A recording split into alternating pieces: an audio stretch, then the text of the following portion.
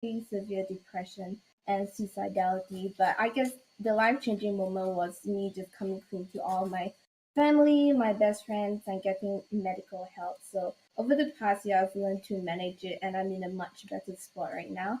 I'm studying biology in Imperial College London currently, and okay, I know it's quite ironic, but I'm not hoping to be a researcher. I'm hoping to be an entrepreneur or to work for some form of governmental organization and hopefully combine my organizational skills, my leadership skills together with my scientific knowledge. So yeah, that's what I hope to do. And hopefully, my experiences could connect to anyone in the chat. So yeah. Awesome to hear. Then we'll start above me, which is Mhm. Frank. Oh, Frank, you're still muted. You're still muted. Okay, You there you good? go. You Yeah, good? we're All good. right. All right. Cool. So I'm Frank. Um, I am 28, 29 this year. I'm a former League of Legends coach. I spent about 5 or 6 years in the scene. And recently, I've been going through a lot of identity crisis. Um, basically, over the last year, I finally decided to tackle the huge mental health issue that I had had since I was 13. I was diagnosed at 13, but I didn't take it very seriously because I found other vices, smoking and drinking and other things, and I had used those up until basically last year, and that was when I decided, okay, I can't keep doing this to myself. I can't keep destroying my body. Um, I can't keep destroying my mind. And so I finally decided to see a professional, get on a medication regimen and all that stuff. Um, and in tandem with that, I realized that I really wasn't very happy with where I was in terms of my job because coaching, it really puts a toll on you. You're working so many hours in a day with people, and then you have to do a bunch of analytical work on your own. And I just I felt at that point it become a not even a routine, it had become a burden to just get through the day and then hope things would get better. But that's not usually how it works. You have to work towards a better tomorrow. You have to really figure out what your path is. So as of late, I've been taking other forms of employment while I try and figure out what I want to do. As of late, I've been streaming a lot of Dota 2 chess. I've been playing a lot of World of Warcraft. So I've been working on streaming full time as well. So that's kind of where I am in terms of like my mental health. I've made a lot of steps since last year when I really first started my journey.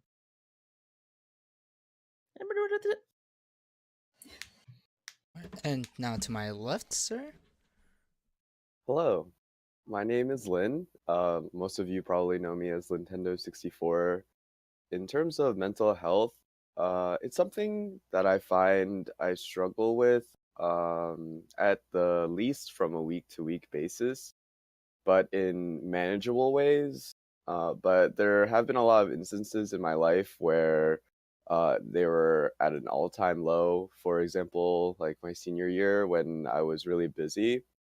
I was working a full-time job and I was involved with two esports teams, as well as taking 18 credits for 2 semesters. So I was just kind of overloading myself, and because of that, I let a lot of things go, I guess, unnoticed, like my physical appearance. I just didn't maintain, which really contributed to my lack of self-love at that time, and really, it was really a detriment to my mental health. But other than just workload kind of destroying my mental health, I also wasn't feeling chemically balanced either, due to like lack of exercise, lack of physical activity, lack of being out in the sun. So I've made a lot of steps nowadays to make sure that, I'm getting my vitamin D and not like vitamin D deficient, and I'm Mhm. getting my exercise. And I think using um having a schedule to stick to has definitely helped me improve my mental health, my self-love, doing, some self-care and maintenance on my body to just to be proud of what I'm looking at in the mirror. That isn't, the main thing, but I do a lot of smaller things to help me achieve like some form of equilibrium. So that's where I'm at. Awesome to hear. Awesome to hear. So again, guys, the whole point of the Urge podcast is to just, give you guys a Oh, and also I forgot. We are also missing one more podcaster. He's currently Mia right now. We're trying to get a hold of him and see if he can join in and on us. But we'll just be continuing on with this conversation or this podcast. But yeah, so again, guys, if you guys ever feel like you would like to say anything or you guys have any questions, please say something in chat. All of us are looking at it, or I think most of us are looking at chat. So if you guys have any questions, please feel free to ask them anytime. Also, I'll be posting this on YouTube. I'm recording this. So I'll be putting this somewhere on my YouTube page or on a separate page on itself. Hey, is it a bad time to ask something? No, go ahead. It's that's completely fine. But while you write that, please ask us any questions, guys. But guys, how are you guys doing today? How was your day so far? How is everything going on your Thursday afternoon / night right now? I want an auto chess. Okay, nice. Let's go. Let's go. Yeah, you're good enough. You are good enough. I am. I just woke up. I actually just rolled out of bed.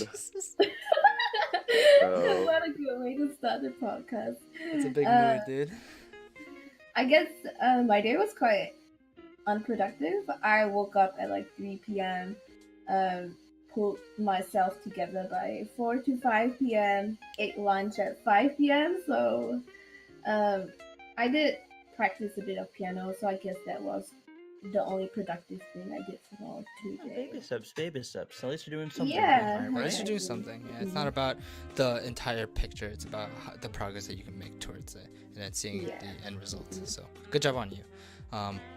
Yeah, I was just doing a lot of different things. I had to get a lot of my W-2 forms in because I forgot that I had to send that in soon. So I'm getting that done, and I'm also trying to get ready for the. Well, yeah, from 2018. I had 2 jobs in 2018 that I had to get W-2 forms for, and I just found them, so now I have to submit them. Your boy paid all his taxes this year. Every single bit of them. Did not feel good. Yeah, today's I guess other than the introduction of the podcast, but we were going to talk about a little bit about friends and family relationships. But I think we do have a question in chat right now. His name is Chicharo. Again, welcome to the stream, Chicharo. I know you've been here before, but your prompt is it's kind of a fucked up. It's kind of a fucked question, but here we go. This is hard to ask about, but my girl has been getting weirdly expensive gifts from friends I've never met, and they won't let me meet. I feel like she has someone else on the side, but I feel terrible talking to her about it. Any words of advice? I feel like this is sprung up from my depression. I don't think I'm a good partner as is. Well, Teach, I think it's unfortunate that you are going through depression. I think it's I hope that you're doing fine for sure. Just by yourself. I think the most important thing is that you do take care of yourself, and it does suck that you are going through a lot of relationship issues. Does anyone have any experience with anything like this? Because I don't have any experience in something like this. Well, I know people that have been in situations like this, but I feel like I have a very, very different view on relationships than most people do. Mm-hmm. So like, okay, so the first thing we need to talk about is do you have any idea where these gifts are coming from and what connection this person has? Because it's like that's like the biggest thing. Because I know people that have been very, very secure in their relationships that are willing to have their partners have them send things and stuff like that, and it doesn't affect the relationship at all because it's just a strictly business situation. It's a business relationship between the other person. So I don't know if that's possible for her, and if you're comfortable with that or not. Personally, I'd be comfortable with that. That's not a problem to me. But That's one way to look at it. Another way to look at it is almost certainly like you have to bring it up no matter what, just like to get it out there. You really got to push yourself. I know it gets really uncomfortable sometimes, but but for the betterment of yourself and to figure out what you want in life, you really have to be asking these questions on a regular basis. So those are the two types of advice that I would give in this situation.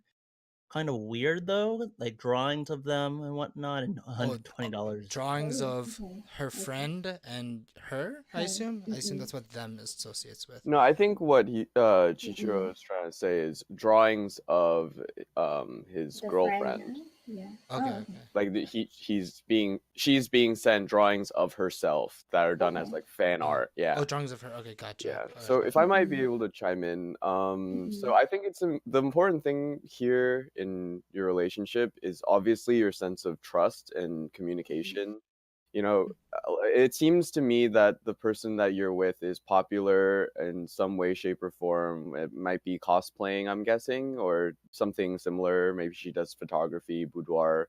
And a lot of people in that situation, they tend to take a lot of photos. They have a Patreon, they have Discord, they have communities set up where they have one-on-ones or even like one on the group where they communicate. And typically they'll have PO boxes set up where they have a wish list and they receive a lot of gifts or commissions or random things from these people of random nature. A lot of the times it's very innocent. A lot of the times it's nothing romantic or sexual. It's just showing appreciation. Personally, I know somebody who is a cosplayer. She's popular. She's actually dating one of my closer friends, and she is basically your girlfriend in this situation. She receives a lot of gifts from other people, but because they're able to be secure with themselves and one another and be honest with what their intentions are, as well as have respect for the relationship, they're able to get past something that isn't as normal, I guess, of a dynamic within relationships. Like I can totally understand where you're coming from. If I were in your situation, I would certainly feel at least a little bit insecure, especially if I was depressed and you're saying that this insecurity might spring up from your depression and that you're not a good partner like to begin with. So I think what you should aim to do is look at what you provide for her in the relationship and try to empower yourself in those ways. Think about what you're doing for her that other people never can. Like you're there for her, you talk to her, you understand things about her that maybe nobody else in the world does, right? And maybe nobody else in the world ever will.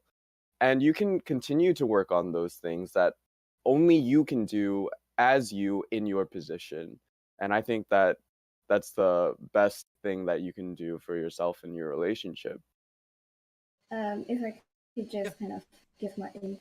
I guess I definitely agree with everyone. It's all about trust and communication. I think it's what everyone would know is kind of the correct or the best thing to do.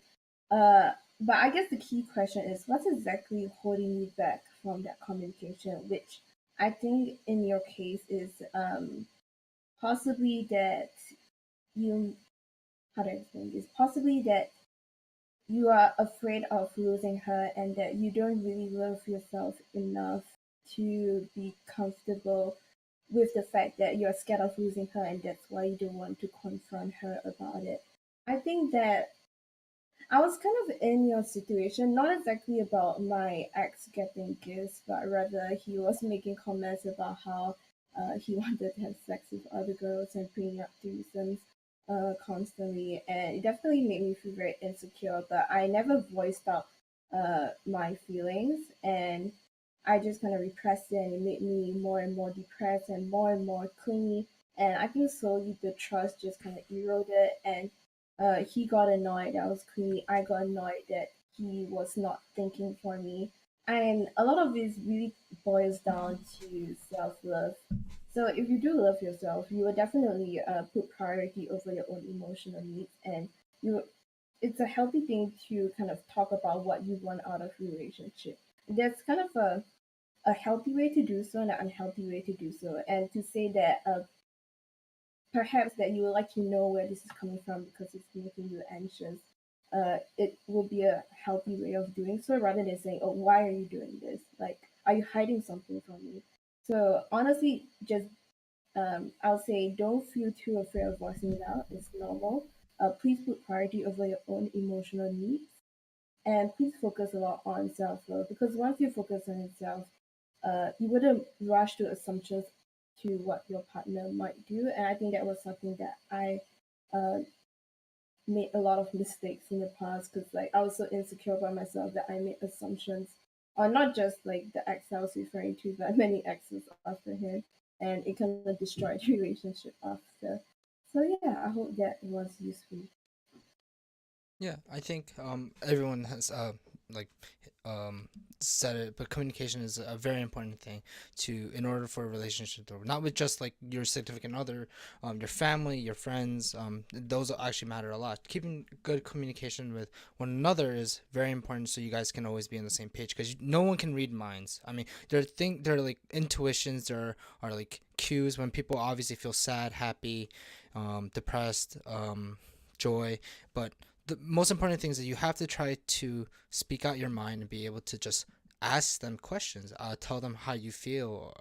Don't let things go through assumption and just let it go because like, oh, okay, it's just some gifts, or it might be, and especially in your situation where you feel like it's causing you to feel worse because you don't feel like you're giving her enough.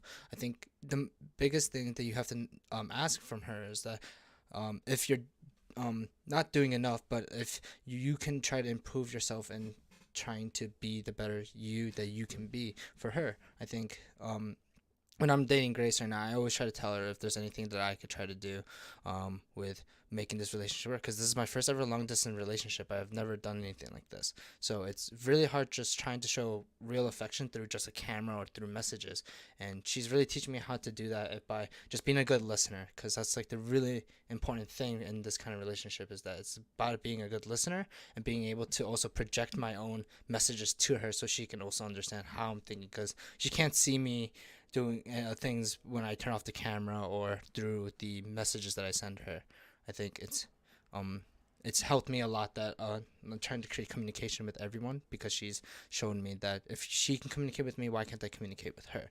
So um again, and Yeah, also, I oh, think go like ahead, go like ahead. yeah, no, I think it's like a big starting point for you at this point is to literally ask her. Hmm. So what am I providing for you? Because you're saying you're low key useless though, and you feel you feel really bad about like your position in the relationship. At least that's what I'm getting here. And you might be able to get a perspective on how she views the relationship and how she views you, and then you'll be able to go from there. Um, so I think that's where you really need to start. You really need to ask her, hey, Yeah. like what, like what do you what am I doing for you? Is Yeah. what I would ask. I Well, don't know if I would phrase it that way Right. yeah. specifically, Yeah, but yeah, yeah. something more Yeah. of that. Yeah. Yeah, I definitely agree. But okay, so from a perspective, someone who dealt with depression when I was having a relationship was that even when people told me good things about me, I just didn't believe them. And I would say when people tell you that you're beautiful, they tell you that you do great things for them. Is the stream Alex, the down? cam disappeared. Yeah, I know, Okay, I I know. was like, what I happened? was playing with something. Right. Yeah, it's okay. But yeah, as I was saying, where was I? Yeah, if someone say good things about you, don't. I would say be aware that depression would try to make you not believe them. They will tell you, your brain will tell you they're useless, and even if other people tell good things about you, it can't possibly be true because I know myself the best and that I'm the most terrible being in the world. And I guess it's kind of the nature of depression. And why my therapist told me that when I first went into the therapy session was that I need to accept love and I need to know what I deserve. So like thinking that I don't deserve any love was what's making me not get any love. And I keep compromising my emotional boundaries and my standards because I thought I didn't deserve love. So I think it really is a lot of just opening up your mind, seeking for the right kind of people who show you that you're beautiful the way you are, people who show you that you're perfectly fine, that even with your depression, that you're a beautiful human being. So yeah, just finding the right people who accept you for who you are is very, very important, and being open and honest with them. Because there's no, I guess, how do I explain? There's no I wouldn't say consequence. It's, to me, it's a win-win situation to be honest with your friends. If you're honest and someone just rejects you and decides to leave, that's a win-win situation for you, because those kind of people really don't deserve to be in your life, because you're giving so much to them, and then they obviously do not accept you for who you are. So even if they leave, it's okay. It is a win-win situation. Even though I know most of us are scared of being alone. And if you open up and that friend obviously suddenly becomes a lot more attentive, a lot more compassionate, then it just shows that that's the right person for you. So no matter what, communication is always good. I think the key is just respecting other people and not uh, attacking them for not being there for you, because that was a mistake that I made when I was depressed. So like when one of my best friends basically just kind of told me to think positive, and she didn't really know how to deal with depression. I got so mad at her and I just kind of blocked her. But I realized that not everyone knew how to handle it. So it just really yeah, just being open, recognizing when people actually really want to help you but not doing it in the right way, versus people who just blatantly don't care about you. So yeah, just all about finding right people and being open to help. Any final words from anyone? Cheech, if you would like to continue this, please say something in chat. But I think we're gonna keep on moving on this podcast. Anyone have any final words before we move on or anything like that? Lynn, I Frank. guess like just to top off what Frank said, in terms of phrasing, I think like the message that you want from her or to give her, like that's a good start. You know, knowing where you stand in the relationship and what you're worth to her, that's important. But in terms of phrasing it in a way that doesn't sound like super insecure and whiny, maybe instead you could say, "Hey, I feel like I haven't been doing enough for you. Is there anything like more that I could do to make, to allow me to be more involved in your life?" Things of that nature. Like ask what you can do to be a better version of yourself for them too, and in that way you're improving yourself. So just be I think if the focus is self-improvement and relationship improvement, it can never be a bad thing. But if the focus is I'm not good enough, I hate myself, I'm low key useless, and I'm depressed, then it's going to be really difficult for you to find an answer. Yeah, I Yeah, think definitely agree. the self love definitely comes really important into this situation because um, understanding yourself on what you can give to other people and then making them understand that you can give them this unconditionally every day is very important. But Cheech, if you have any more questions about that, please continue asking questions in chat. But I think we're gonna continue with our main topics, which were friends and family relationships. Since all of us are, even our fifth podcaster, who's actually going to be joining us in about 5 minutes, we're all from a Asian culture. We have a lot of family values. I think we'll start off with family actually. We were lived on a lot of like family first always, and like it's like blood is thicker than water, and it's like completely like screwed into us that we have to. Wait, before Uh, you go on, uh, I just need to when you say blood is thicker than water, that's actually an abbreviation for blood. The blood of the covenant is thicker than the water of the womb, Oh, okay. meaning that your chosen friends are more important than your Oh, family. really? I didn't know that. That was just Yeah. my understanding of like from like I guess Yeah, like it's a old common cowboy, misconception. like like cowboy movie or something like that. I remember that. It was just like, oh, so you always gotta remember family because blood is thicker than water. Okay, thank you Yeah. for that. That's actually very interesting. I never knew I that. didn't even know that myself. Yeah. Oh, It's okay, that's one pretty of the cool. first things I tell most of my friends whenever I have a deep conversation with them. Oh, that's pretty interesting. Okay, I didn't think about that. Okay, cool. All right, so all right, disregard what I just said, but um, but like I said, I think our parents really gave us the choice that we have to always put family first, and we have to give everything that we can to make them proud of us, I guess. I don't know. My parents weren't very um, pushy on a lot of their ideas. They lived in the states for since they were 16, and I guess they were very Americanized, and they kind of let me do things, but on my own. But the thing is, a lot of things on my own were not very productive per se. Playing video games, watching anime, reading manga, and stuff like that. Obviously, isn't like the most productive ways to spend a student's life, but they kind of let me do things without causing too much pressure, other than the um, I guess random attacks time to time when I was a kid and even to now. So, but I don't know how about you guys. How did being growing up as like in a very family oriented culture, how did that affect you guys? Well, for me, it was actually pretty interesting. From an early age, the biggest thing in my family was actually togetherness. Like we would always spend like weekends at an aunt or uncle's house and stuff like that, spending a lot of time around. But what actually happened to me was that I, due to this, I became very disassociated and very detached from my family. I Yes. realized that Yes. I didn't really get along with them, like mentally and stuff like that. Like I Mhm. always felt off and different from Mm-hmm. everyone else.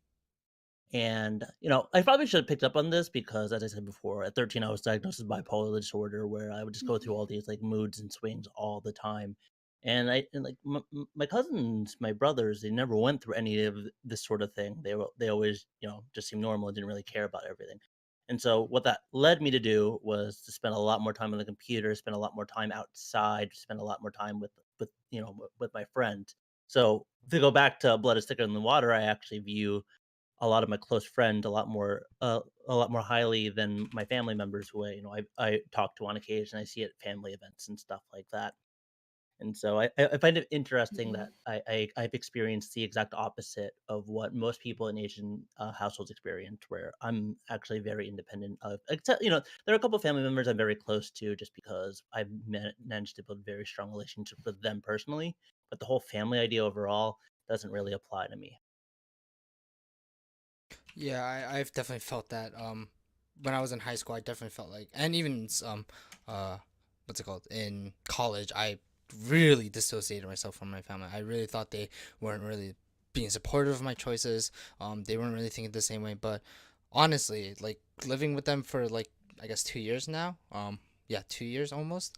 Um, my mom and I are literally the same person. We think so like on so many different things, Yeah, and I'm it's very close with my mother as well. Like I exactly yeah. definitely got my mom's genes and all that stuff. Yeah, Aw. exactly. I'm close to my dad too. My dad and Yeah. I have a lot Mhm. of like similarities. We find out we have the same like especially entertainment. We love a lot of the same movies, comedies, just games as well to sports. So we have that association. But my mom and I always just have like a really good connection with like thinking about like certain situations, food especially. We love food, so we do a lot of different cooking things together. So yeah. Here, what about you So yeah. guys? Okay, I guess mine is quite interesting. So I grew in a very traditionally Asian family.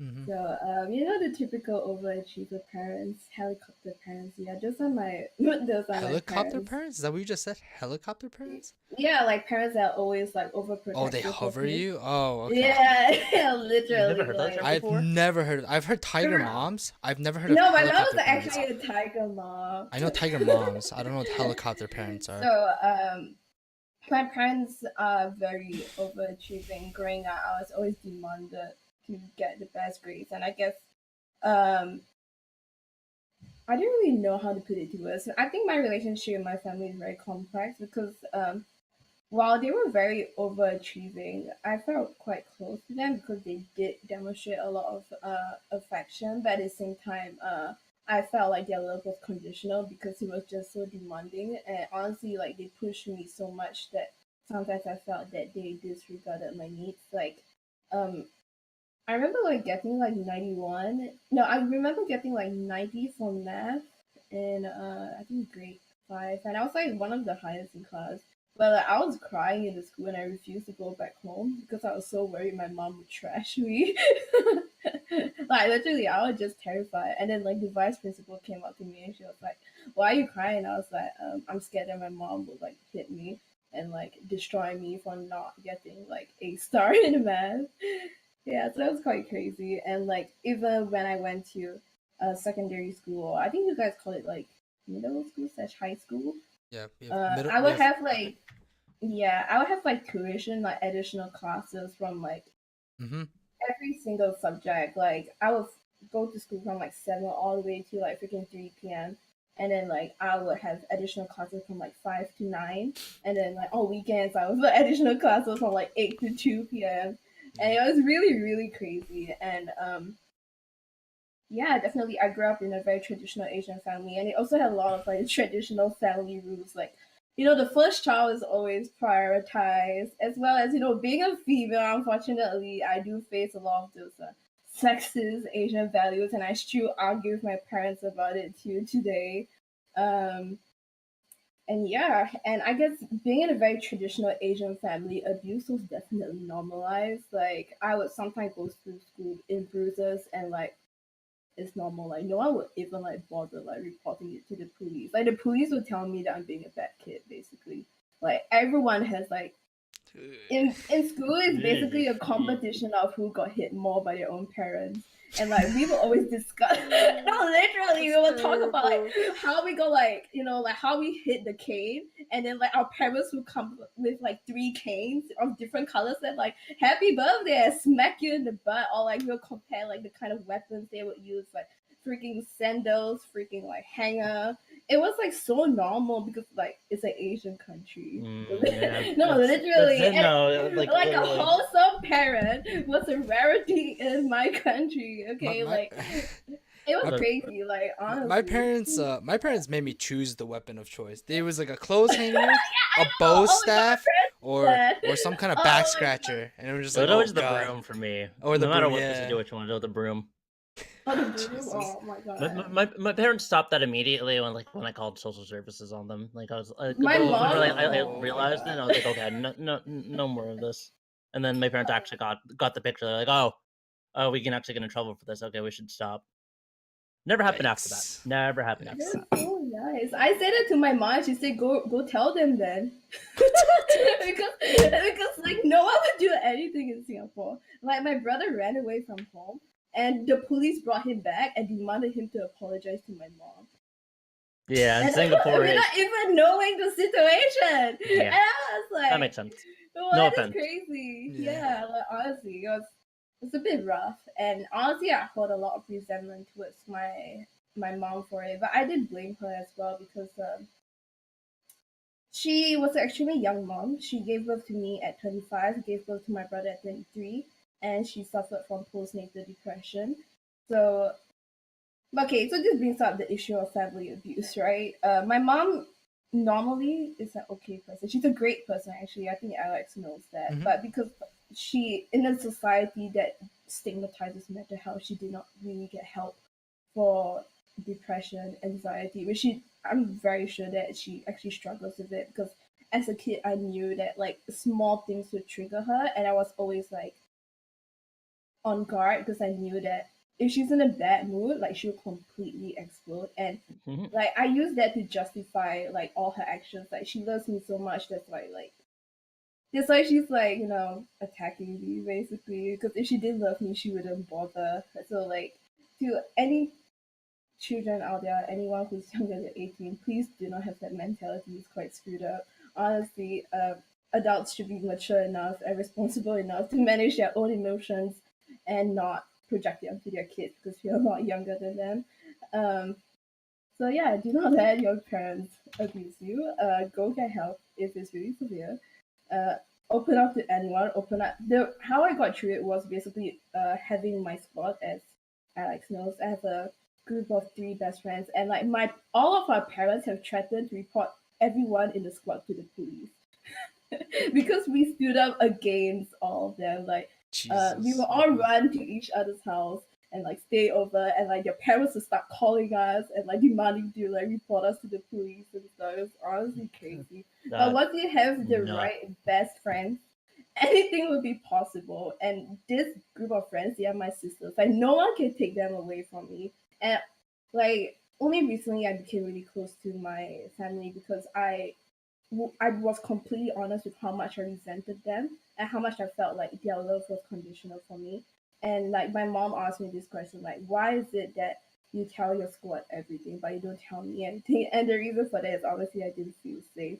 So honestly, like to me, I would agree with you that blood is kind of thicker than water because my best friends are what I would call my family. But slowly, I'm getting close to my family, and I'm learning to like go resentment I had for all the things that my mom did wrong because as much as she did a lot of things wrong, she's making changes and acknowledging the wrongs that she did. So yeah. Definitely. All right. Lynn, how about you? What are your experiences with your family thus far? Thus far, well, I guess some background on my parents. They were really young, around 18 when they had my first brother. I have three older siblings, and I'm the youngest of four. Mm. And so they originally were from Hong Kong, then they emigrated to the States. My brothers were actually raised in Hong Kong, and then my sister and I were born in the States. And we didn't get connected until my sister turned 11, which is when I was born, and my brothers both moved from Hong Kong to the States, and they didn't speak English. So right off the bat, um, our family dynamic was really detached. There was a language barrier already. We didn't really look out for each other. In fact, we all pretty much hated one another. Like my brothers didn't like each other because my oldest brother would bully my second brother, and then my sister would bully me because I would be taking all the attention as an infant. And then shortly after I was born, about 2 years later, my dad walked out on me, and my mom was traveling the world from like here to anywhere between here to Thailand for business trips. So we weren't close at all. I was basically raised by rotations of different housekeepers that would come live in our home, cook and clean for us, and basically I would call them grandma and they'd just take care of me. The only issue with that system was that they could only stay for a maximum of 1 to 2 years at a time, depending on the contract, because of the nature of like the housekeeping program that you can contract from Chinatown. So I had like a lot of attachment issues because every 1 or 2 years I was basically changing my Mhm. caregiver. I was never able to develop like a trust built, long lasting, like emotional relationship with a parental figure for that reason. Um, when my sister went to high school and college, she basically was never home. I was home alone, and then my dad like cheated on my mom a couple of times. So our relationship was basically I would be alone most days, go to school, make breakfast for myself sometimes, and then be expected to do really well. But then when I did really well in school, I didn't really receive any recognition. So as a kid, I was kind of it was like detrimental to me. I didn't feel like I was being noticed by my parents. So instead of doing really well, I just decided that I didn't care anymore about school.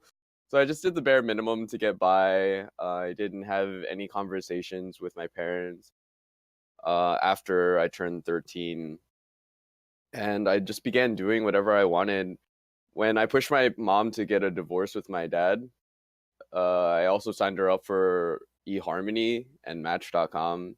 I basically got her into a relationship with like the first non-abusive Asian American man that I could find, and then got them to start dating. And when after they started dating for about a year, she moved out to go live with him in Long Island, and I was living with by myself throughout high school. So it was basically no relationship between myself and my mom. A lot of the times I felt like I was the parent, like pushing her to find self-love, pushing her to get out of abusive or neglectful situations where she didn't feel appreciated or loved. And I think because of getting married at such a young age and having 4 kids, and then having such a bad relationship with those kids, she always felt like the victim of the situation. She never really saw like myself as being neglected or any of my siblings. You know, she always felt like she was in the right and that the universe owed her something. And so I was very happy to just kind of have her out of my hair personally. I know that's like not something that people would typically say about their relationship with their parents, but yeah, a lot of times she was just a burden to me. I remember when like during middle school, while she was going through the divorce, she had a lot of self-worth issues. She was just for months at a time, she'd be in a bathrobe with all the lights off and she'd eat nothing but packaged ramen and just kind of stand in the living room and stare at the window. And it was really weird. It was a very eerie aura to come home to after school, feeling like I couldn't do anything about it either. So it was just a tough time, I guess, for development. Nowadays, yeesh. She's like she's going through aging, I think. She she's it's really hard for her. Like she's going through like early Alzheimer's, I'm pretty sure. Because she'll at times say things and then immediately forget them. She got hepatitis C from my father like one time in Thailand after he was having the affair. Like she has all these health problems, heart issues, blood pressure issues, iron deficiency, and at this point, like I just feel guilty and like pity her, and that's kind of the only reason why I try so hard to keep our dynamic alive by going to visit her and bringing her food and cooking with her. But other than that, I don't ever really feel like I owe her anything, which is kind of like a shitty way to feel, but that's just where I'm at. As for my dad, I don't talk to him anymore. The last time I talked to him was during Father's Day of last year when he asked me for $10,000 US cash because he was like he needed money to help um, pay for the third part of a contract that he had for property in Thailand for an over waterfall bungalow resort that he was trying to finance. It was weird. Um, yeah, neither of them are very responsible or smart. So yeah, that's that. Interesting. It's a pretty shitty situation for sure. I Definitely. mean, I think it's definitely justified to feel that way. It's not really a shitty thing to feel that way. I think it really speaks to your character that Mhm. despite all these bad things that happen, that you still manage to find sympathy for others. Because I know if I like was in that type of situation, it'd probably just be like I'd probably develop the same like complex for just me against the world, like for Mhm. everything else and all that stuff. So the fact that you're able to like grow from that and be like, I'm gonna do my best to not be that person that these people were to me. I'm still gonna give it my all. Well, give my best effort to uh try and be nice to them because at the end of the day, they did give birth to me and stuff like that. Is Yeah. yeah.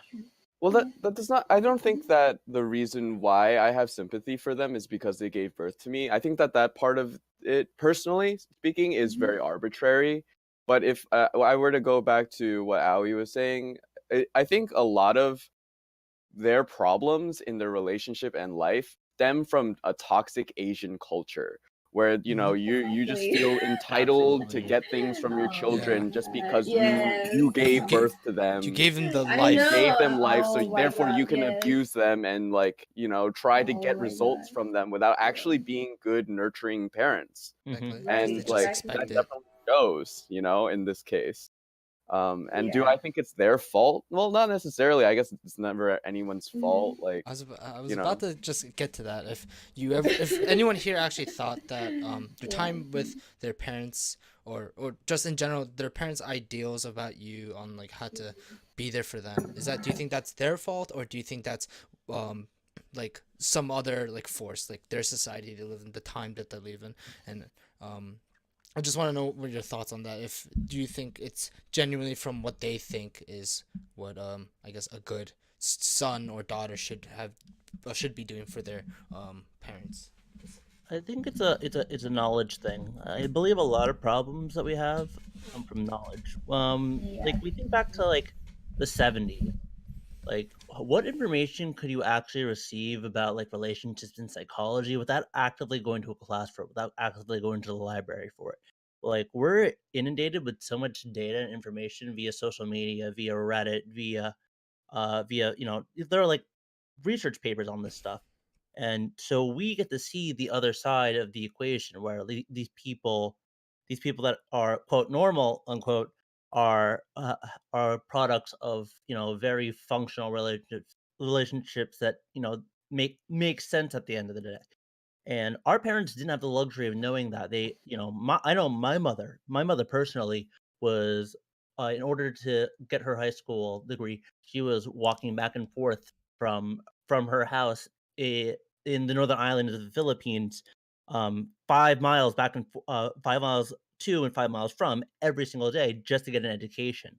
Like she had to worry about so much uh, before she came over to America, and so so that's where I stand. Well, I don't I understand why they are the way they are, and the best we can do is to move forward from it and learn as much as we can to make sure that, should I choose to have kids, I never do the same things to them. I don't create the same expectations for them.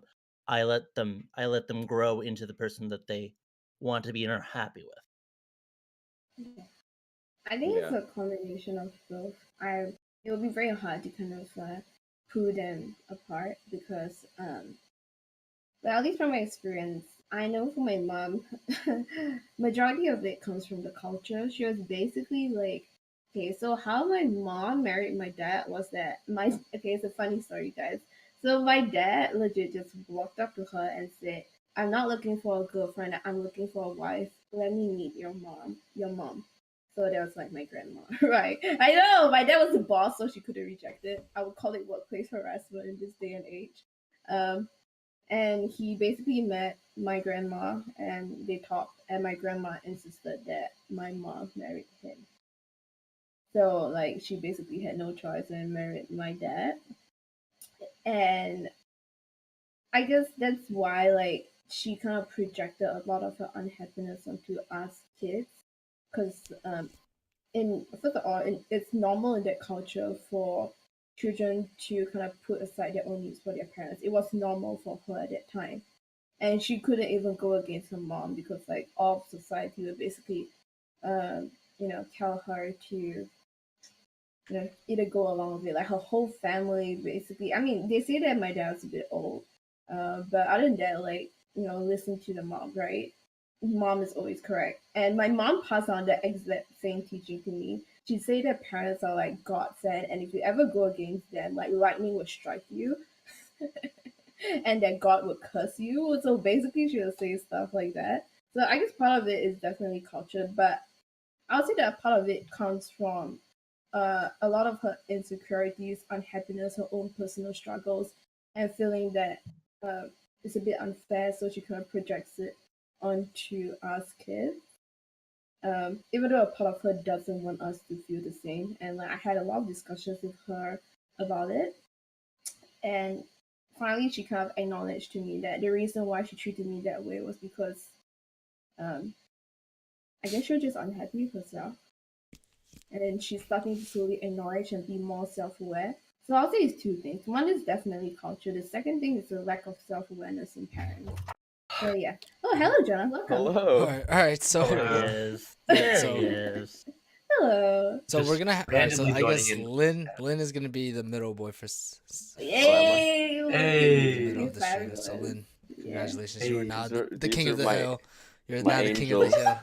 So- What's up? Congrats, Lynn. What's up? Hey, Welcome Fista to Bang, my welcome to the podcast. stream. This is the U.R.G.E podcast. This is a podcast about mental health and self love. This is just gonna be like I guess a fun podcast with my friends and I. We're just talking about our own experiences, so you guys can also I guess relate to it and also talk about it and see if that also has given you any sort of problems with growing up, understanding certain things, just in general, just giving you a I get an example from us so you can understand it as well. So I guess Jonah, since you are late, we're gonna have you do an introduction of who you are and I guess a little bit about your upcoming as to your current mental health right now. Um, so So like who I am as yeah, like so a so person in just give your general. like name, age, what you're currently doing, and how did you get to this point, basically. Not too long, Um, but yeah. yeah, so I'm Jonah. I'm 24 right now. I currently coach Northeastern Overwatch. I do a lot of streaming in terms of educational content for Overwatch. Um, yeah, I mean, I guess I got here like just because I've always loved playing video games. My first game was from my mom.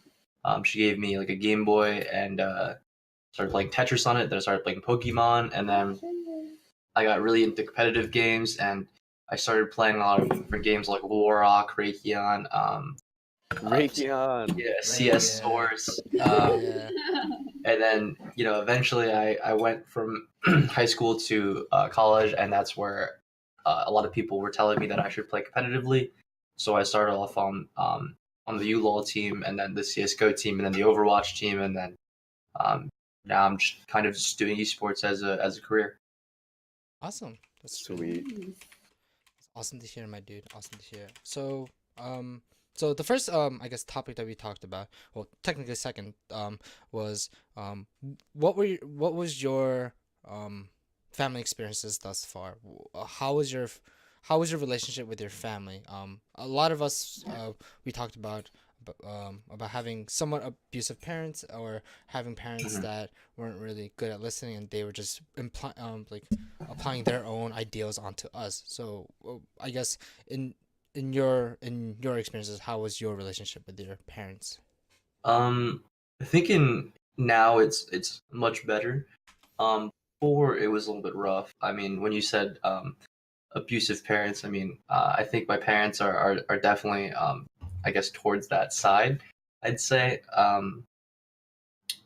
growing up, I remember in first grade going to a family wedding, and my dad was drunk the entire time, and then he had to drive us home, and then he like had to pull over on like the highway and like puke, and it was just a really weird experience because I guess growing up, I had like an alcoholic dad, and then like a mom who always wanted to divorce him like constantly.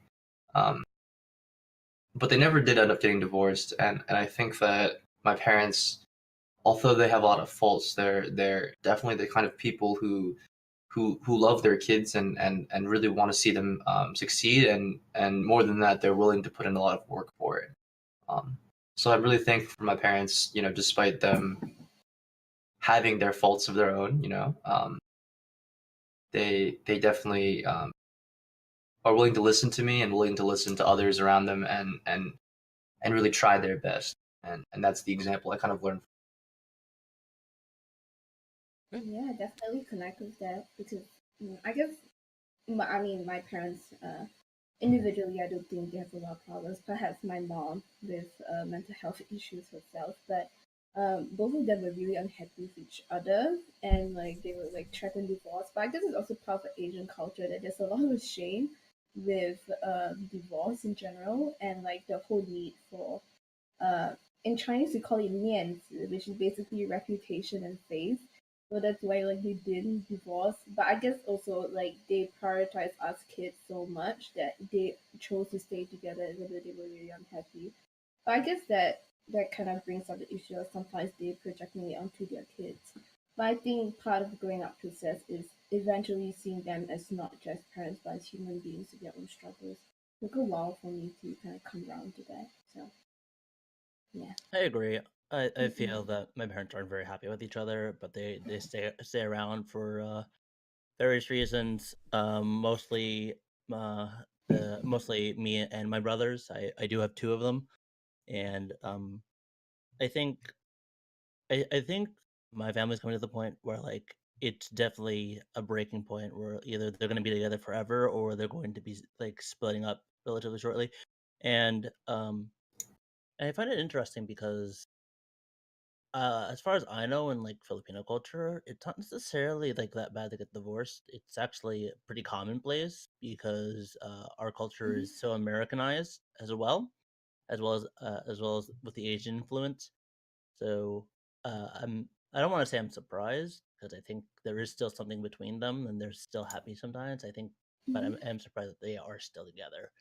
And that was like something I didn't really think about a lot until very recently. Where like the like Asian parents just don't get divorced; they just kind of just get mad at each other Right? all the I time, know. Right, right. Like and stop it's like talking to it each is other. really They always Like, say they're gonna get divorced, but they never get divorced. right? exactly.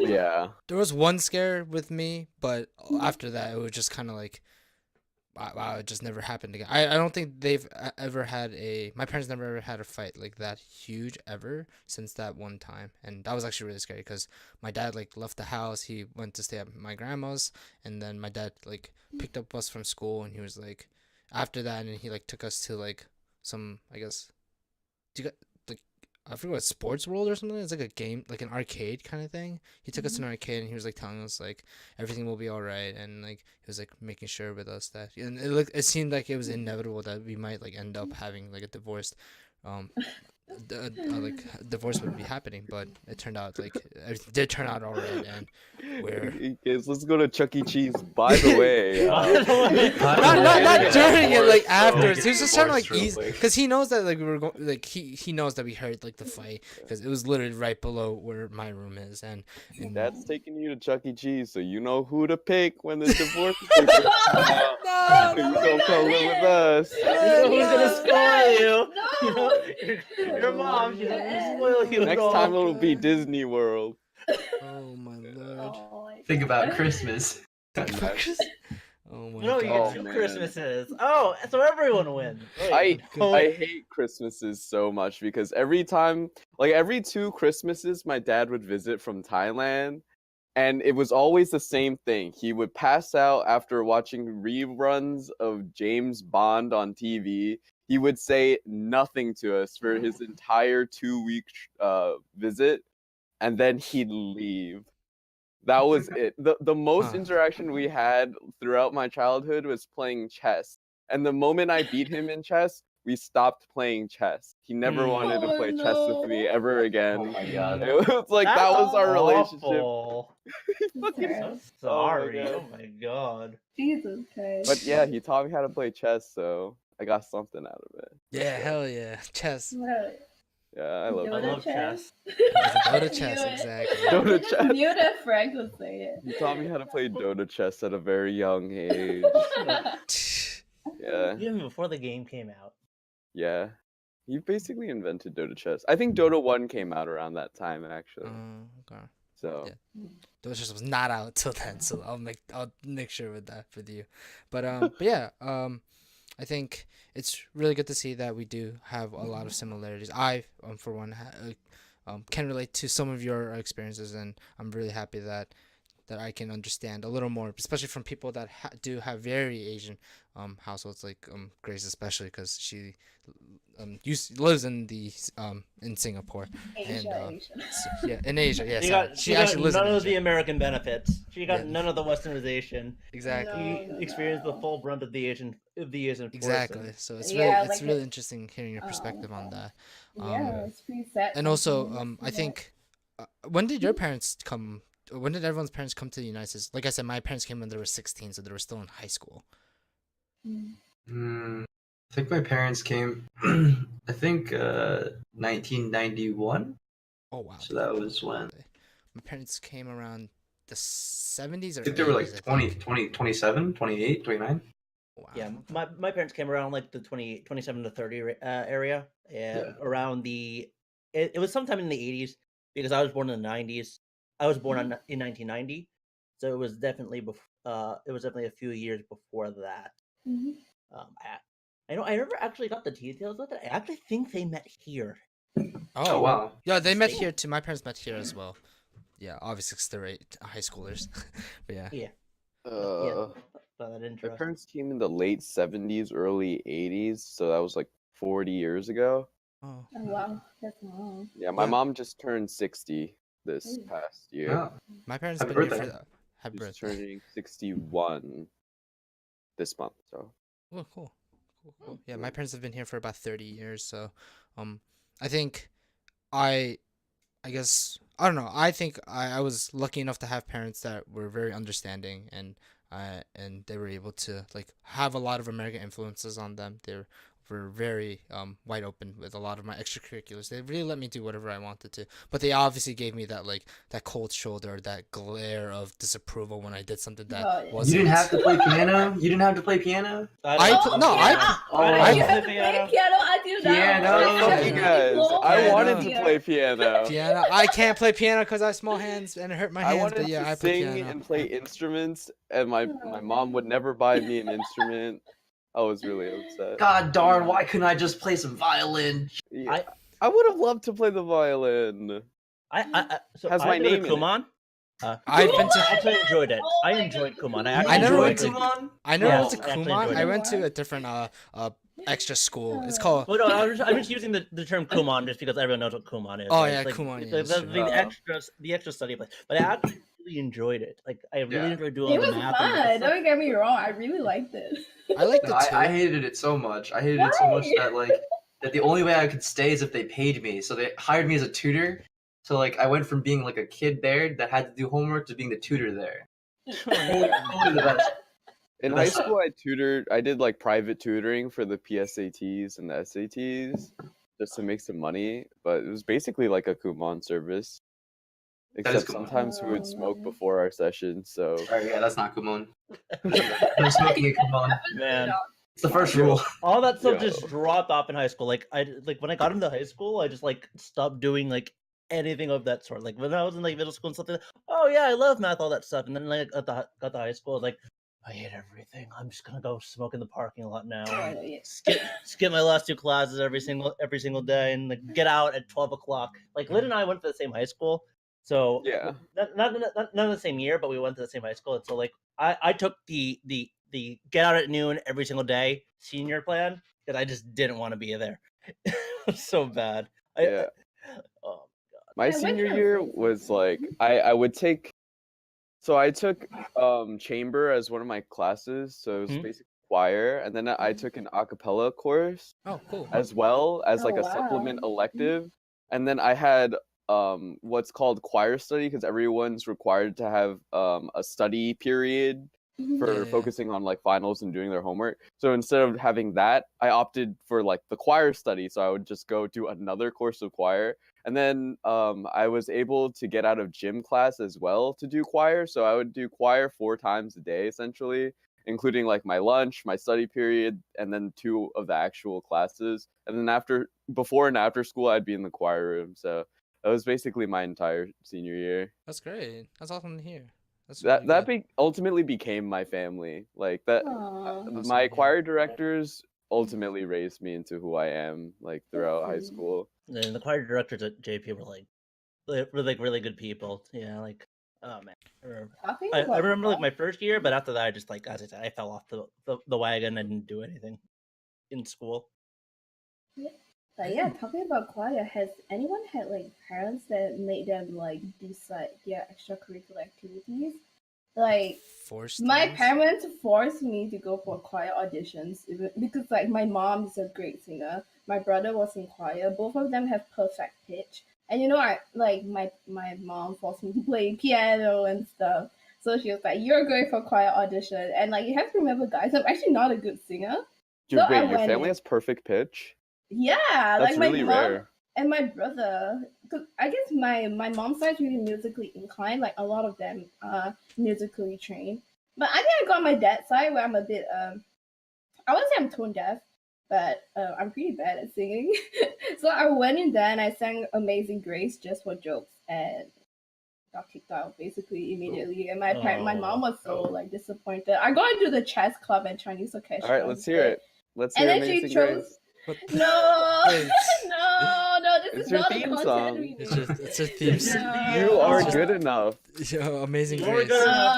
Oh my Come god, on. guys. No, We'll save this that is not the for a content special. we We'll save that for a special. We'll do a talent show. We'll do a talent show. Oh Talent hell show.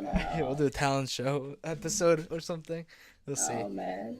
Yeah, but my parents basically decided my extracurricular activities. So they asked me to choose Chinese orchestra over chess because they said that chess was useless. And when I went to like sixth form college, How dare you? I got into bridge, like the bridge card, like the actual card game, which is Oh, like kind of- bridge. Oh. yeah, I like playing bridge. Okay, That's so a like club. That's a yeah, in club? Singapore, bridge club is or anything actually else? like for the cool kids. Okay, it was all like all the gangsters with like dyed hair. They were like really smart, could play poker, studied like freaking economics and game theory and all the strategies and shit. Whoa, And why I are you making wanted- fun of game theory? No, What game like I theory? wanted to go into the cool kids club, right? Because bridge was like all like the strategies and shit. And then my mom was like, "No, like bridge is for old people." And I was like, "Oh my god, the stereotypes!" And If she Chess told me only to she versus go. knew bridge. how profitable it could be. If only she knew. And Wait, I hold was on. like, mhm. What's more difficult, chess or bridge? No, she told me to like give up chess, and then she told me to give up bridge. No, but what's more Oh. difficult though? Yeah, she told me to just give up the both of them because she felt like they were not proper activities and they were somewhat like gambling slash useless. There's that good old Asian stereotype again. Yeah, and like Not have your good parents, enough. right? Have your parents ever told you to be a doctor, engineer? My I don't know, parents, lawyer. my parents just told me just do something that I enjoy, which is, That's so and they sweet. and they still say, what are you doing? Stop playing Oh, video it's games. Stop okay. trying to waste your time in front of this computer. It's like, Yeah, this is what I that's enjoy Yeah, because I pretty can much make it. money off of this because I actually Yeah. was making money with coaching, but they never really understood that. So I was just Yeah. like, all right, I guess I gotta get an actual degree. So I got Making IT. money from But- playing video games? Playing When- video when I- games. Whoa. When I showed them the first paycheck Mhm. after like my stint in North American Challenger for League of Legends, they're like, okay, do whatever now. I don't care anymore. That's, Really? Yeah, that's all it took. It just showed them the first paycheck. I was like, okay, I promise I'm making money here. Like, okay, and they was like, okay, whatever, don't care anymore. Do whatever. How for Jonah? How do like your parents take you doing coaching? Oh, okay. So I don't coach anymore, but when I was doing it, they were like at the beginning. I was spending it. Basically, it was interesting because at Mhm. that time I was transitioning out of a really bad time in my life, and I'd used League of Legends to get out of it. Essentially, I was a lot more active and stuff like that, and they were very supportive. But they were like, you should probably like get a real job, get back into school and all that stuff because you're falling behind. And at this point, I was like 19, had taken a year off school, didn't manage to finish my first semester. No, I managed to finish my first semester and didn't finish my second semester. And they were just like, you need to start up. And I agreed, but then I just happened to fall into a coaching job that took me really, really far. And so after that, I managed to get a job doing the same thing, like an actual job with contract and everything. And then I showed them paycheck, and they were like, "Okay, so we don't care anymore." It was a very gradual transition because I had crashed so hard when I came home from my first year of college. They realized that like I wasn't in a good place mentally, and I really needed some time to recover to figure out who I was. And it just all worked itself out. I feel like for all the gripes I have about like Asian stereotypes and stuff like that. As I said, I'm Filipino. We have a lot of Western influences in our culture too. I feel like those really helped my parents understand what I was going through, and whereas if I was if it was a more Eastern culture, it definitely wouldn't have dawned on them like all these problems that I have. But because I'm Filipino, it made it a lot easier. So we have a, I guess, past experience of a coaching from League of Legends. How about to our current, I guess, experience of coaching right now? Jonah did mention that he is currently a coach for the Northeastern University Overwatch team and also has, uh, experiences in contenders as well.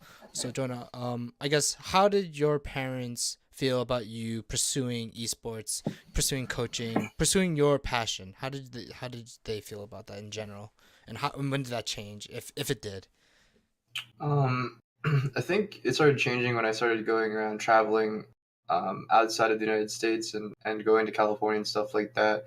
Obviously, it's in the United States, but as soon as they started seeing that there was like friends there as well as people there, I think in 2016 the whole Rutgers esports thing, going to California, San Diego to coach Lynn and that team, um, you know, I wasn't getting paid for it, but then the players gave me like $100 or so each. So I ended up coming back with like a good amount of money, and they thought that was all right. And then I came back with a job from another team, and I think it's always been that I've always been playing esports, and I've always been at like the top 1% level, at games like in CS:GO League, all the games before CS Source. So I was always there. And like when I was very very young, I guess my parents really weren't supportive of it. For example, like I played a Super Smash Brothers Melee tournament, and I started winning some money, and my parents were like, they like threw away my GameCube, and then like they broke my controller. They were like, "This isn't good for you," and I was like, "But I got money from it." And then like I showed them like on the computer screen at the time that I got second in the world at U.R.G.E, which was the one of the original like pre Counter Strike games, and they were like, "Oh, so what'd you get? Like $5?" And I was like, "No, I got $100." And I'm like a 12-year-old, um, and they were like really confused about it. And I guess at the end of the day, now that they see like oh, you can like go and do other things like and take esports outside of just New Jersey, and like, take it globally and also take it like everywhere. I think they're a lot more impressed by it now, especially since my parents are Taiwanese, and I think Tom60129 won the Hearthstone World Championships, and they saw that on the news, and they were like, "Oh, so this is a real thing now? Okay, do whatever you want." Um, so it was just that kind of like cultural age that happens when you're younger, and then you grow older, and things like in the global economy and the world start to change, and as a result, it influences you on an individual level. And I think that's it's esports is something that I've always done, and I won't stop doing. It's just as a result, um, that the fact that the whole world has changed around it, that makes it so I can start doing it more. Fantastic. That's awesome to hear. That's really good to hear. It's Definitely, well, amazing. Yeah. definitely how I felt too when I was able to make the transition from very small time to a bigger time. It's just like you get to experience so much more, and your parents are able to be accepting of it and stuff like that, and Mhm. it is a really good feeling. That's awesome to hear. I definitely tried to aspire to be some kind of I guess esports head. I'm still aspiring to become big in esports, whether it's community management, coaching, analyst, maybe player in some abstract world that Alex is good at a video game. But um, I think it's very good to see that um, after showing results, that showing that to your parents, showing to everyone else that you can prove to be the best, that it shows that you have the passion for it. I'm not saying that the results have like results are like the best notifier of passion or anything like that, but obviously your parents do care about that the most. But I think it's really important that as long as you can see yourself as being the most happiest that you can be, coaching, playing, streaming, content creating, whatever. I think that's the most important thing. And then I think whoever tries to tell you to not do that or tries to force you to look at a different way, it is a detriment to your growth as a human being. And I think it definitely sucks that it might be someone close like your family. I think they have to try to understand that whatever their ideals is isn't your ideal, and it's really important that we try to communicate with these kind of things and try to tell them that how much it means to you, that you want to become something even greater that's not in their idea at all, because esports is very new. They never grew up with video some parents never grew up with video games, and they never really understood the, I guess, the aspect of, oh, this is just for entertainment. But now it's a full-on industry itself, and it can manifest to be possibly one of the biggest industries in the world. And I think it's definitely going to take some time for people to understand that, and it's good to see that you guys especially are taking a step forward, and you guys are you guys did your job or you guys are currently doing a great job at it. So congratulations, guys. I really, really, really think you guys are very, very good at your job, and you guys have changed a lot of people's lives with your immense coaching and just analytical work as well. So good job for that. So with that said, what time is it right now? We've been live for an hour and 14. We could probably go for another 10 minutes, maybe go for an hour 30, and then we probably end it. Does anyone have any, I guess, let's look at the articles. I forgot. There was one article. Was there? Can I bring up a topic though? Sure, Is go this ahead. right? So Grace. I'm just gonna build upon what Jonah and Frank say, which is basically about pursuing your passion, right? I guess in America it's perhaps encouraged to pursue your own passion, but in a society like mine, the word passion is basically non-existent. So I guess growing up, I think most of you guys will know that I'm pretty passionate in drawing and art, but like growing up, like my parents would basically, throw away all my sketchbooks, tell me it's a waste of time, and I had experiences in which basically that they would threaten to do something if I didn't do what they wanted me to do. So it was basically impossible to pursue my passion, but I guess generally I'm quite all rounded person. So like for me, I was fortunate that I had multiple passions beyond just art. So that was how I dealt with it. And I guess every to all the viewers out there, sometimes I know that pursuing passion is not the answer just because your circumstances wouldn't allow it. And sometimes it is possible, sometimes you just have to fight really hard for it. But ultimately, just please focus on what makes you happy. There are different ways to doing things that will make you happy. If it's pursuing passion, go for it. If it's impossible, perhaps it might be good to wait to pursue it on a later time. So how I continue pursuing my passion right now is that I can't do it freelance. I should make time for it, even though I can't pursue it as a full time job. But everyone has their own ways of pursuing their passion. So I know I have friends that tell me that I should just do what I want, and I guess it gave me a lot of pressure as a kid growing up because like doing what I want would basically mean that I had no education, I would get beaten. So like obviously it was not the solution for a kid at that time, especially if you're dependent on your parents. So please just do what feels right to you, and ultimately just focus on your own emotional needs. So that is just how I feel about pursuing a passion. I'm not sure if you guys will agree. What do you guys think?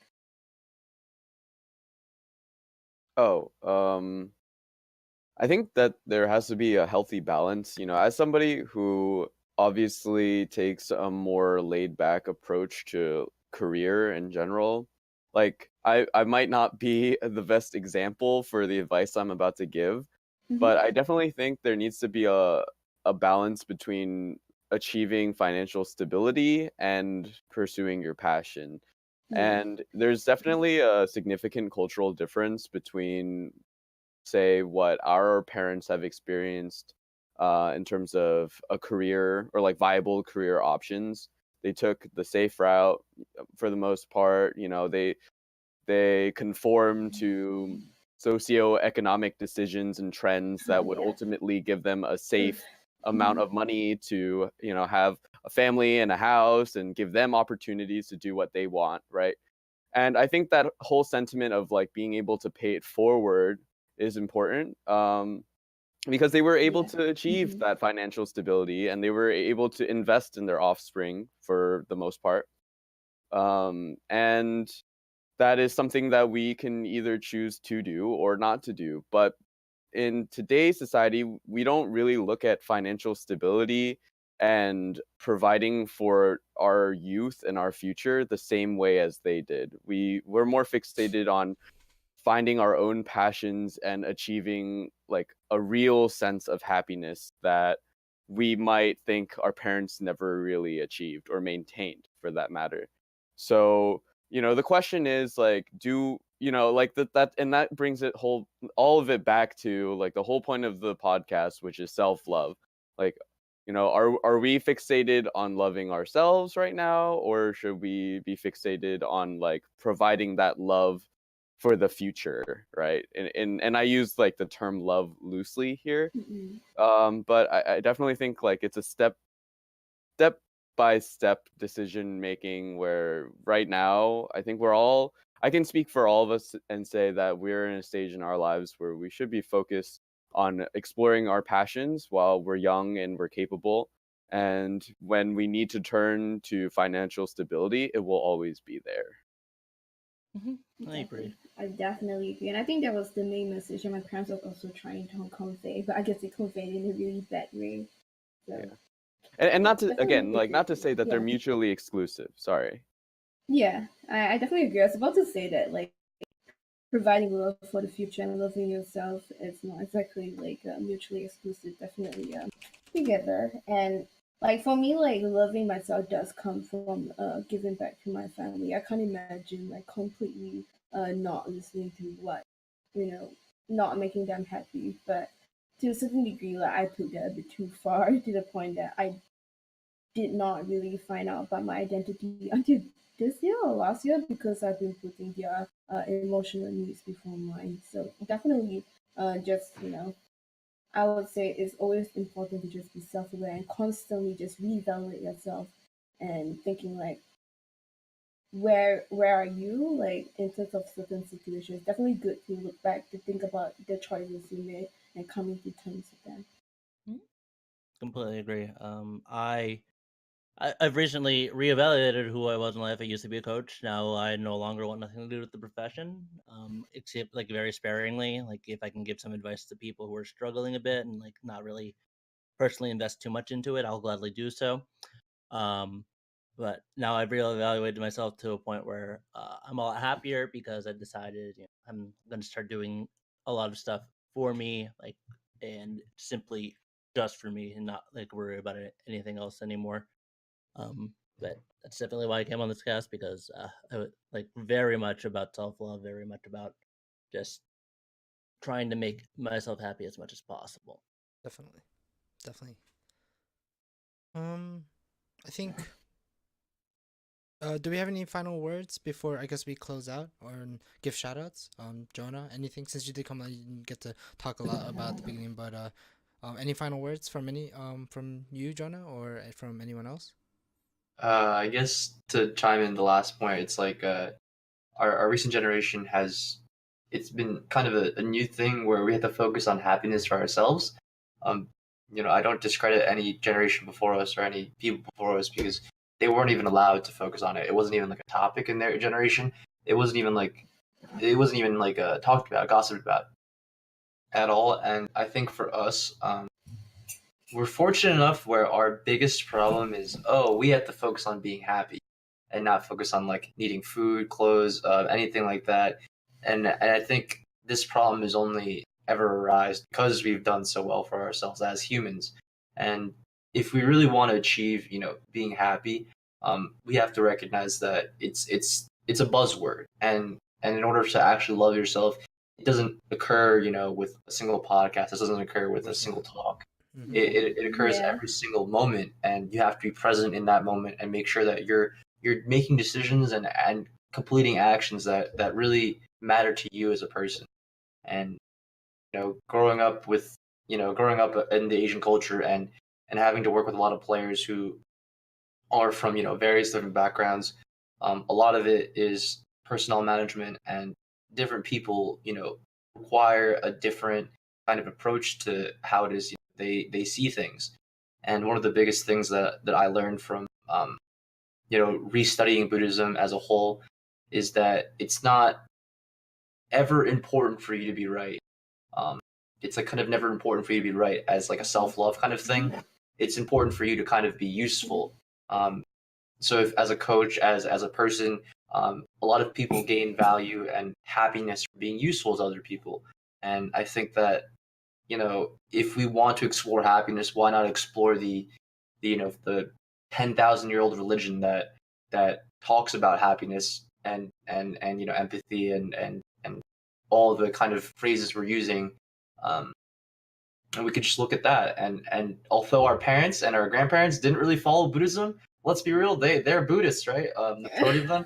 but they probably did not follow like don't hit your kids. It's probably like the first thing inside of in the Buddhist manual, or and I don't think they really In the followed it that Eightfold well. Path.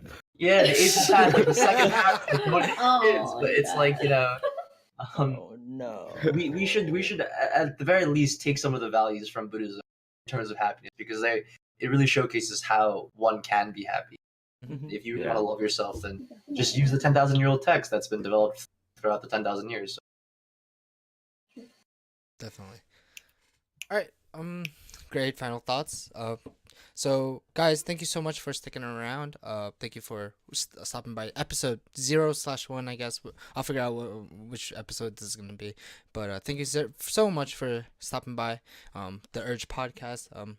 You guys would ever like to reach out to any of us, please check out all of these guys' respective channels, which they'll be shouting out right now. But starting with Grace. Oh, thank you. Wow. It's just Yeah, top it'll left, be so it just great. goes like that. Yeah. Okay. I wonder if it's biased though. No, Just no. kidding. Okay, fine. Fine. Lynn, go first. Lynn, you go first. No, you know what? Lynn, go first. You go first. Oh Lynn. wow, thanks. Man. Isn't this biasm then? No. What the hell is I'm that? sorry. I'm so confused. Am I shouting myself out? Yes. Shout out yourself, Lynn. Oh, yes. Oh wow, that's But yeah, awkward. to anyone Okay. who's in the chat, it would be great if you could like give feedback about what you like, what you would like Yeah. to hear the next episode. So we could definitely factor it in and discuss it the next time. So yeah, feel free to just type in our Discord. How do you feel about our podcast? And just connect with any one of us. All right, Nintendo. Okay. Yeah, my name's Lynn. A lot of you know me as Nintendo 64. I play a lot of different video games. Similar to Jonah, I play every game around like the top 1% level. I still play Overwatch, Counter-Strike from time to time, League of Legends. I'm starting to play Apex Legends now too, the new BR. And I also play a lot of indie games because I like thought-provoking and evocative games that just make you think and evaluate yourselves. So my stream is basically more about community and having a place to hang and chill out and talk about what's on your mind while also not sacrificing gameplay. So if you have any questions about gaming and how to improve too, like basic questions, I'm there for you. So come stop by. How are you? What are your socials? What are your socials? Tell people your socials. Twitch.tv/Nintendo64_, Twitter.com/Nintendo64_, Oh my Instagram.com/Nintendo64_, link.tree.com/Nintendo64_. What else we got? David just rated us, by the way. But Oh, we're just about hey. to end. Wait, did he? Oh no. Oh, David, Hello, why would you David. Dave. The podcast is about to end, but my stream is going to be happening after this. But thank you very much for the beautiful raid. Really appreciate it. Yeah, I don't have infinite notifications on best for this ever. thing, but yeah. Yeah, thank you, Lynn. All right, Lynn. God damn it. All right, now we'll go with Jonah. Jonah, what are your final shout outs? Wow. Yeah, I'm making you go last now, Grace. 'Cause people are saying bias, so I whatever. Just go. You can follow me for all educational Overwatch content as well as some gaming here and there. I mostly focus on helping people improve at video games, improving people's mental states, and helping them do whatever it is they want. You can follow me at twitch.tv/beststudentgg. I'm also beststudentgg on Twitter, and that's about it, really. Awesome. All right, Frank, All your right. turn. So I'm Frank. My stream is recently been about Dota 2 chess. I'm in love with the game. I've been playing a ton of it, and I'm trying to get a lot better at the game. Slowly getting up there, and I also play World of Warcraft. That's I guess that's my main game.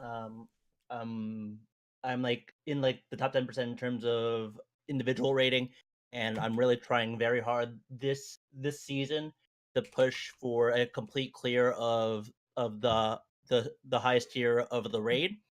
So you can follow me on everything: Twitter, Facebook, Twitch, at Assistant Ace, and you can also follow me on Instagram for music recommendations, for gym selfies, for food, for sometimes I cook, so I post some food pictures there too. You're gonna find me at TTV Assistant 8, and I hope to see you there. Awesome. Yeah. All right, we're done with the shout outs. Okay. Actually, call me Alright. after this, Alex. Alright, We wait a are gonna minute. have a talk. All right, Grace, just go, Grace, go. Okay, so I'm Mary Grace, or otherwise known as Aoi Tsubame. So my stream is centered around peacefulness and mental health. Basically, I'm just really chill. What I usually do on stream is on Wednesdays I do creative slash indie games. So like Lynn, I like thought provoking games, and I like art. So I just kind of draw that you guys see, as well as that you guys have the opportunity to just hop into my voice chat and talk with me. It's really interactive. So hopefully I could provide, a welcoming family as well as a safe space to kind of voice out your experiences. And on Saturday I play Scribble.io with a bunch of memes. So yeah, if you are really into just joke, having fun with people, a chill atmosphere, safe space, please feel free to check out my stream. It's twitch.tv/aoi and if you want to follow my Instagram, it's aoi123. My stories are my daily reflections on mental health as well as posts that I find relevant to any mental health issues. And my pictures are all just selfies, guys. So I know I might look a bit narcissistic, but if you just ignore that and look at the stories. Um, and yeah, on Twitter, I basically post my art, and I do have a website for commissions. If anyone wants their Twitch graphics done, please come to me. Hell yeah. Okay. The sellout voice. Right. She does great work. Mine is from her. Yeah. Thank you, Jonah. Anyways, again, my name is Moo. You guys are obviously on my stream. I do a lot of mental health and self-love awareness advice, and I also play. I generally do just chatting and variety gaming. Right now the variety games that I'm playing are Apex Legends, Astroneer, and also Super Smash Brothers Ultimate. So yeah, and I also do some Dungeons and Dragons here and there with some of my friends. But yeah, I hope you guys did enjoy the first ever episode of the U.R.G.E podcast. I think we had a very fun time talking with one another and also talking with you guys. If you guys ever would like to just hit us up at any time, please feel free to message any one of us on Twitch, on Discord, on what's it called, Twitter. Just ask us any questions, and we'll be probably back every Thursdays. Is that fine with you guys? I think Thursdays Yeah, I'm are alright. pretty That's good. great with me. Yeah. Lynn and Jonah, is that okay with you guys? I'll be on this time. Okay. Oh, yeah. I'll Wow, It's Jonah. okay. I'll show up on I time. literally rolled out of bed. They're like, "We're starting at 5." I check my phone. It's like 5:05. I'm like, "Oh God, what have I done?" It's all good, guys. It's all good. I'll buy a watch. That's what I did. Apex? We got any Apexers? The Apexers in chat, boys. Apexers in chat. But yeah, so guys, thank you so much for stopping by the first episode of the U.R.G.E podcast. I hope you guys have a wonderful night. I will be continuing my stream. I'm gonna probably be ending it, so I'm gonna be ending it and then restarting it again. So guys, stick around and we'll get right back into whatever I usually do. But guys, please check out the rest of my podcasters' streams. I shouted them up all on top, and yeah. With that said, I hope you guys have a wonderful night, guys. Let's say good night, and we'll hopefully. Oh, Bye, and also guys. I think Lynn is also streaming. I think later today. I think. Frank, are you gonna be streaming as well? Yeah, I'll or- be streaming. I'm gonna teach a friend chess, so Okay. I'm definitely gonna Okay. be streaming So that. yeah, so we have both of the guys will be streaming tonight. So please check them out as well. Best So, student GG. Best Are you Student- streaming your coaching session? Yeah, tomorrow, 2 to 7. I have 5 players to coach tomorrow. Oh, wow. There you go. And then Grace is streaming Alright. Saturday morning for Easterners. I think most of Yeah. yeah, for Well, any time one- it should be streaming in the morning. If you guys want to play Scribble.io, please check it out on Saturday. So, yeah. Scribble. Yeah, there's championships going on, and there's this one guy that Championships. wins every single time, for real. Like, every Anyway, single time he wins. Jesus Christ. Alright, anyways, we're gonna be closing out, guys. I hope you have a wonderful night, and we will see you later. Have a good night, everyone. Bye. I